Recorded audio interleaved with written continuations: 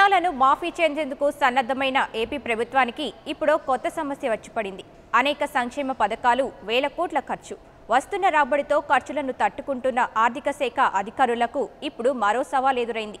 ప్రభుత్వం చేసిన రుణ విముక్తి ప్రకటనతో సాధారణ ఖర్చులకు ఇబ్బంది లేకుండా రుణమాఫీ ఎలా చేయాలన్న దానిపై అధికారులు తలలు పట్టుకుంటున్నారు.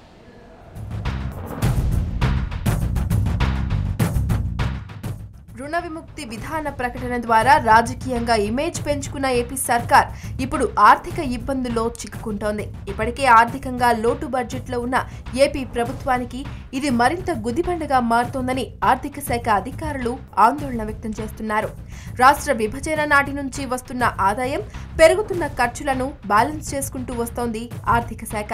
ఇదిలా ఉంటే రాజకీయ కమిట్మెంట్ కారణంగా అనేక తర్జన భర్జనల తరువాత రుణమాఫీకి గ్రీన్ సిగ్నల్ ఇచ్చిన చంద్రబాబు అందులో మాఫీకి ఎంత ఖర్చవుతుంది, నిధులు ఎలా సమీకరిస్తారన్నది మాత్రం స్పష్టం చేయకపోవడం ఆందోళనకు గురి చేస్తోంది.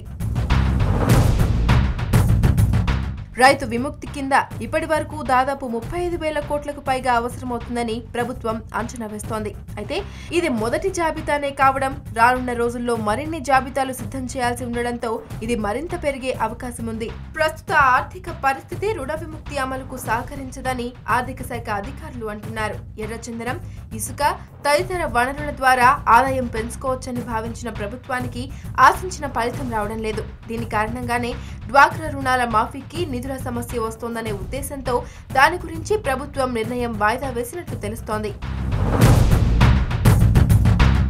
మొదటి విడతగా 8,500 కోట్లు అవసరమవుతుందని గుర్తించిన ప్రభుత్వం ఈ మొత్తాన్ని చెల్లించేందుకు వివిధ మార్గాలను అన్వేషిస్తోంది.